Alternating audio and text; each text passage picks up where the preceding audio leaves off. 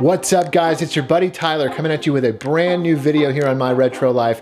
And can you believe it? Can you believe that Streets of Rage is 30 years old? I can't believe it. I've been playing this series since I was like 5 years old, back in 1991 when the first game came out, Streets of Rage, on my Sega Genesis. I played each and every one of these games with my dad back in the day, and we had such a blast. It was really one of the first beat-em-up franchises that we ever played. After Bad Dudes and Double Dragon, Streets of Rage was just mind-blowing, and it really solidified the genre for us. It became my favorite beat-em-up series of all time, right next to Golden Axe and Final Fight. And I just wanted to take a moment here, guys, to just celebrate this series, talk about each and every game that came out in the series, including the Master System and Game Gear ports. And let's not forget, we just recently got a brand new Streets of Rage game, Streets of Rage 4, for all the major consoles that are out today, and oh gosh, it is phenomenal. I'll go into greater detail later in this video about whether or not it's my favorite game in the series. Without further ado, guys, let's go ahead and take a look at every major Streets of Rage title ever released. So the original Streets of Rage 1. I know my dad and I purchased this game sometime in 1991. Must have been sometime before we recorded the Genesis Power Team video, because it's not featured in that video. Stereo color and three-dimensional sound. We definitely owned Streets of Rage before Final Fight, because I can remember the disappointment of Final Fight being only one player and comparing it to Streets of Rage and how Streets of Rage was 2 players. And I'm gonna be straight with y'all. I'm a much bigger fan of Streets of Rage. Guys, it's all about the tone. This game oozes style. I mean, just that opening cinematic alone, with the music, the way it comes in, and the gloomy city.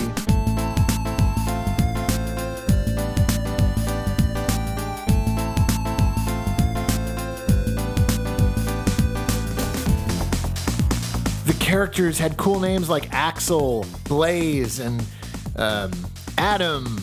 Oh, and I guess this guy was part of the team too. That special attack with the cop coming in and clearing the stage, just totally obliterating all of the enemies on the screen, that was just so cool.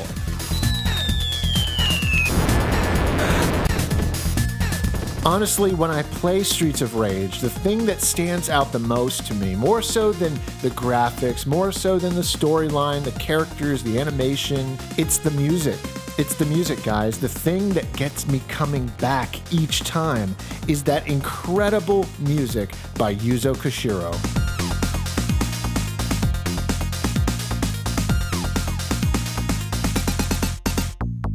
I mean, the music is so good, they put Yuzo Koshiro's name on the title screen. And at this point, he was definitely developing a reputation after scoring Revenge of Shinobi. I could spend an entire video dissecting this masterpiece of a soundtrack. What Yuzo was able to get out of the Genesis sound chip is nothing short of mind-blowing. My favorite track is probably Stage 2.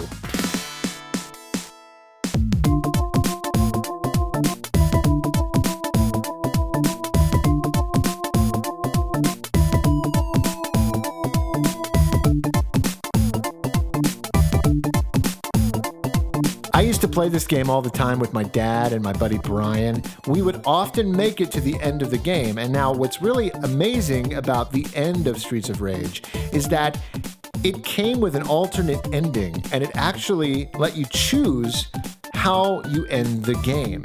And what happened here was Mr. X gives you an ultimatum. He says to you, join my team if you want to. We can rule side by side as father and son. No, actually, he didn't say that exactly, but he lets you make a choice on whether or not you wanted to join him. I actually was playing with my dad the first time I beat this game, and we got to this point. Now, I didn't really know what was going on. I didn't know how to read, so I actually said to Mr. X, yes, I will join you, and Dad picked no. We then had to fight each other to the death, And then I ended up beating Mr. X and getting the bad ending of the game where you become the bad guy. This was so much fun to first discover, and it was just one of the things that made Streets of Rage really stand out.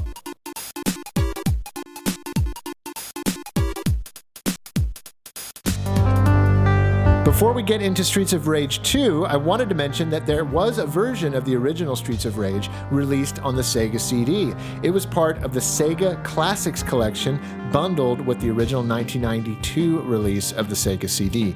This version featured new CD quality recordings of many of the game's sound effects. I remember getting this version with my Sega CD that Christmas of 1992, and I remember thinking, okay, there's really not much changed here, and at the time we thought that all of Sega's catalog of Sega Genesis games, we thought they were all going to see a re-release on the Sega CD.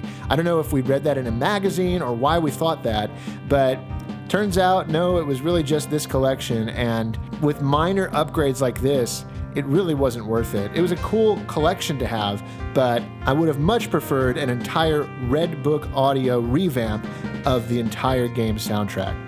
SEGA CD-ROM!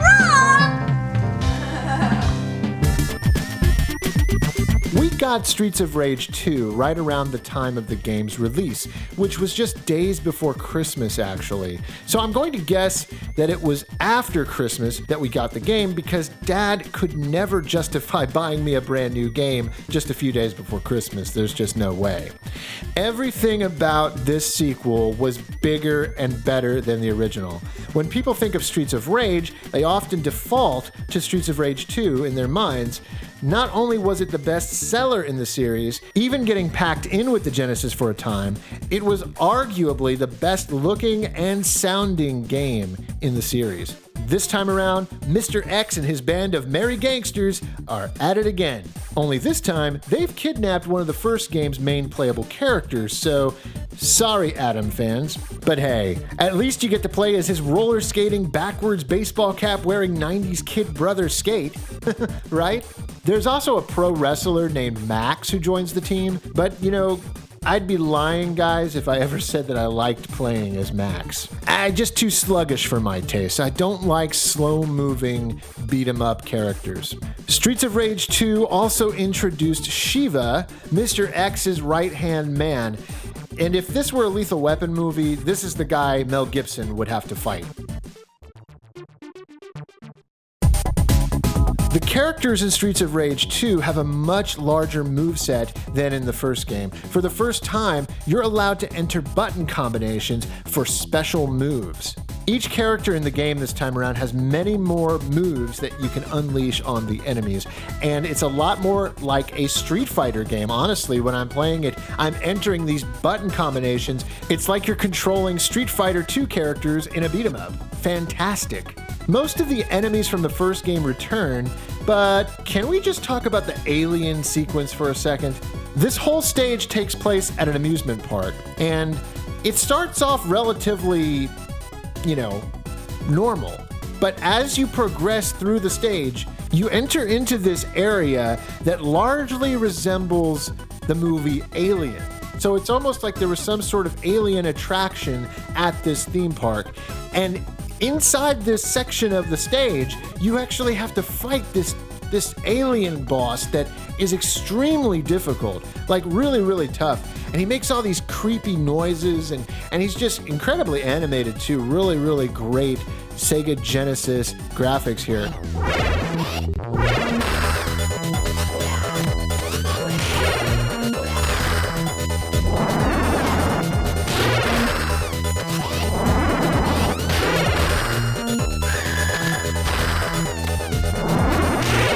When we first got this game, I don't think we ever owned a video game with so much memory on the cartridge.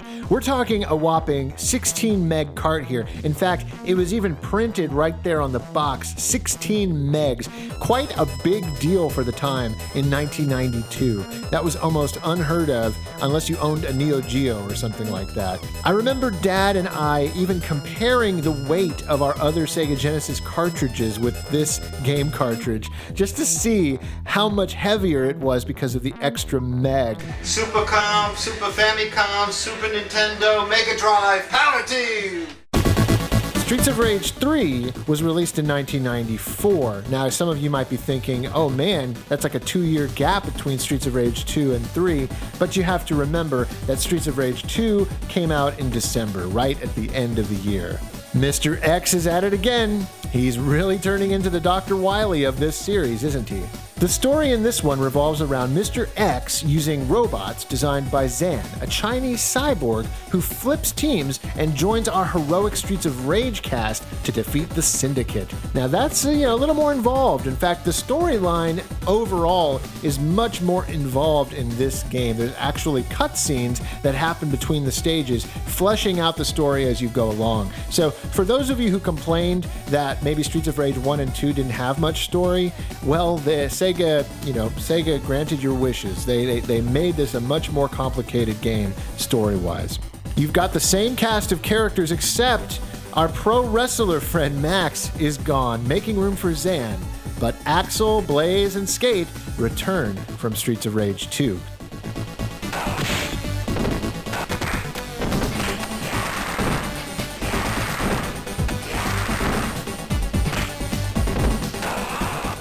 I'm going to be honest, even though we owned Streets of Rage 3 back when it came out, it was never my favorite, and I found it very challenging.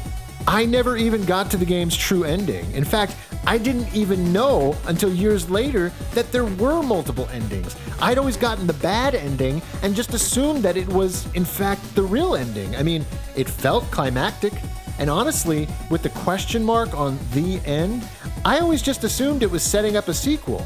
Compared to Streets of Rage 1 and 2, Streets of Rage 3 is definitely not as accessible, and the difficulty may hold some back from what is ultimately a rich experience. This is why I suggest playing the Japanese Mega Drive version, Bare Knuckle 3. Speaking of Bare Knuckle, isn't that just as cool a name as Streets of Rage? Anyway, the Japanese Mega Drive version is very different. Very different. For one thing, the character sprites use the classic color palette. Why they switched up the colors in the North American release, I don't know. Also, the Japanese version got this mini-boss. Now, this mini-boss, you can understand why this was probably removed in North America and outside Japan.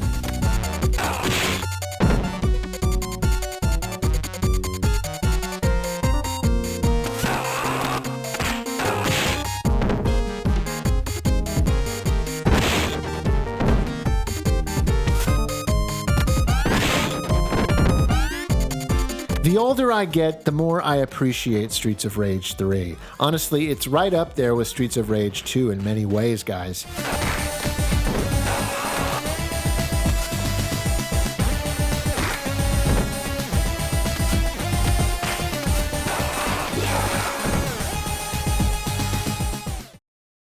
Ah, the trilogy, the trifecta, Streets of Rage 1, Streets of Rage 2, Streets of Rage 3 on the Sega Genesis. But there were some 8-bit ports that came out.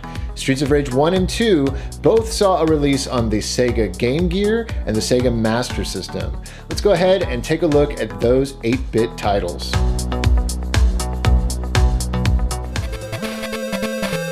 The Master System and Game Gear games are completely different from each other in many, many ways. And that's really, really a shame that the Master System versions of these games are one player, because it's a beat 'em up. You want it to be 2 players simultaneous co-op. You want to be able to take on the bad guys with a buddy and beat them up together. I mean, that's the thing. It's a beat 'em up. These games were designed to be multiplayer. And the Master System even had Double Dragon, which was famously a 2-player game. The Master System version of Streets of Rage 1 runs at 60 frames per second and features much larger character sprites that are drawn completely different from the Game Gear counterpart. And really, I mean, when I look at this game, it's amazing how faithful to the Sega Genesis original that this Master System game actually is. It features all the stages, even includes the screen-clearing special move from the Genesis version. The Game Gear Streets of Rage 1, on the other hand, removes 3 stages, the special attack, and get this, Adam. They removed him. In the Game Gear version, you only get to play as Axel or Blaze. That's really a shame. I definitely recommend the Master System version of Streets of Rage 1 over the Game Gear version.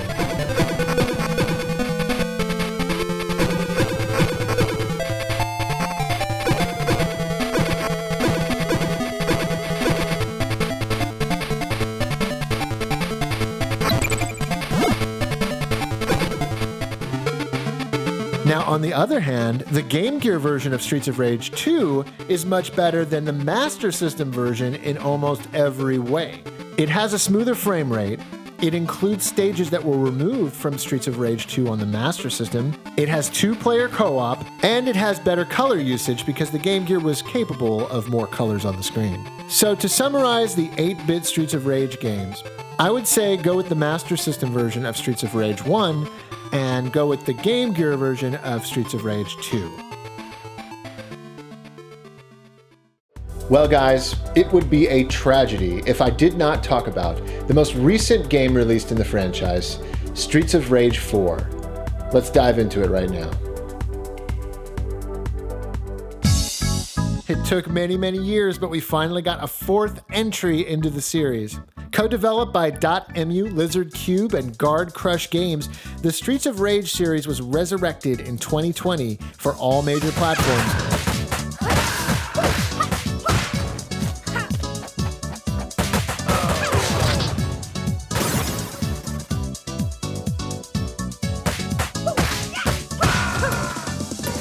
As soon as I found out Lizard Cube was behind it, you know, the guys and gals behind the Wonder Boy 3 The Dragon's Trap remaster, I knew this was going to be a thing of beauty.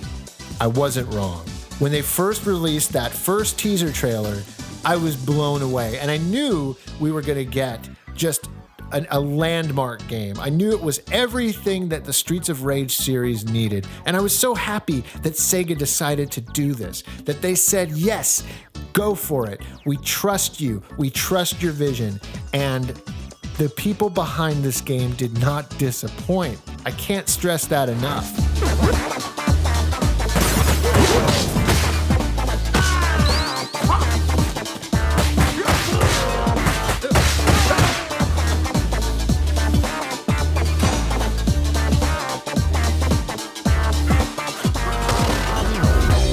Never did I expect Streets of Rage to come back in such a big way.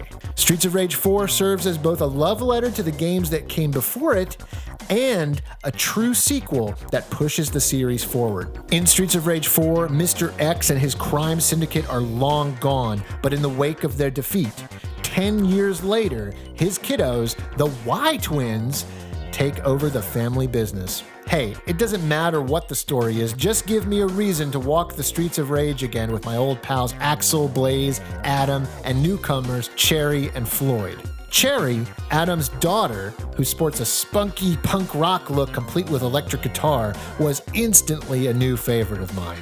She sort of takes the place of Skate in this game, and to me, she's an instantly better character. I just love the way she whips out that electric guitar and bashes it on the ground, and it makes that sound effect that's just so powerful. The punches and the kicks in this game, man, they really hit hard. Great sound effects.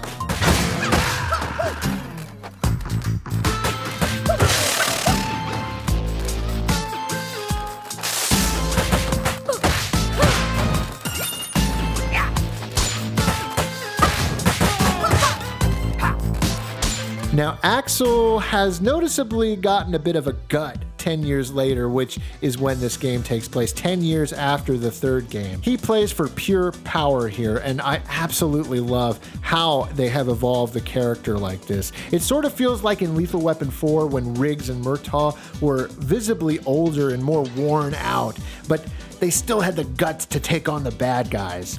Speaking of bad guys, lots of familiar faces from the old games make a return here, including Shiva, Nora, and Max Thunder? Yeah, Max is a boss character in this game until you snap him out of his mind control.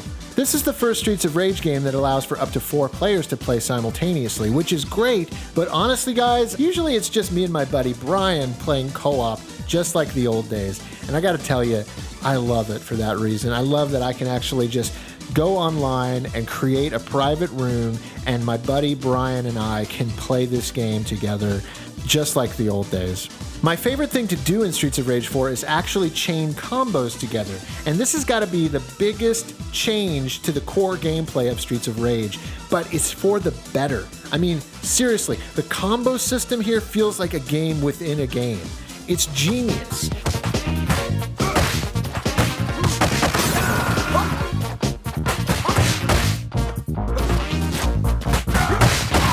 There's something that has been so well thought out in this gameplay mechanic, and I've got to applaud the developers for this. It has made the replay value in Streets of Rage 4 just go through the roof.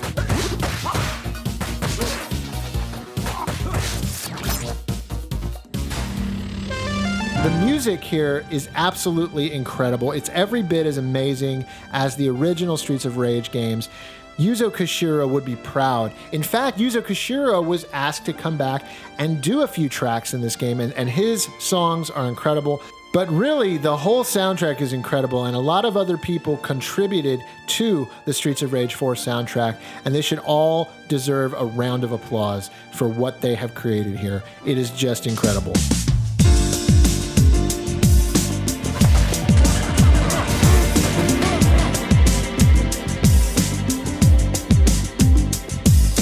Well, there you have it, guys. Streets of Rage. 30 years of Streets of Rage. And just recently, we got my favorite game in the series, Streets of Rage 4. As you can see here, I have the collector's edition of Streets of Rage 4 released by Limited Run. This is the PlayStation 4 version, and I just love how it comes in this giant clamshell case, just like the old Sega Genesis releases. Very, very cool, very, very special part of my collection right now. And honestly, guys, I'm just so thrilled with the direction Sega has taken by farming out their amazing franchises like Streets of Rage, Sonic the Hedgehog with Sonic Mania, and even Panzer Dragoon when we got the remake of Panzer Dragoon recently on the recent consoles, the Switch and the PS4 and Xbox One. It's just amazing that Sega is actually taking notice of what their fans are wanting, and I am really excited about the future of this series in the hands of Lizard Cube and Dotemu.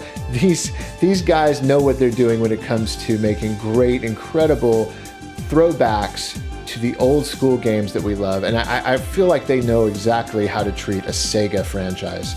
I can't wait to see what they're going to do next. Maybe they'll do Golden Axe, or maybe they'll do Rise Star even. I don't know. That would be so amazing. But as it is, guys, we got an amazing game in Streets of Rage 4, and we can always look back to the original games in the series, Streets of Rage 1, 2, and 3, and even the Master System and Game Gear ports. Those were all great games, and I just have so much love and fondness for this series. It brings back a lot of memories of playing these games with Dad.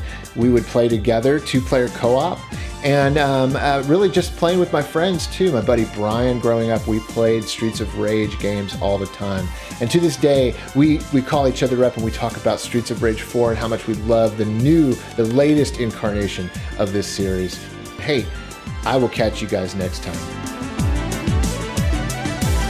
A huge thank you goes out to all my patrons and VIP patrons. Your support means so much.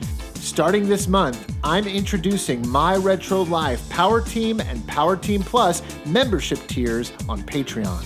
All patronage is now per month, so head on over to the Patreon page today if you'd like to join.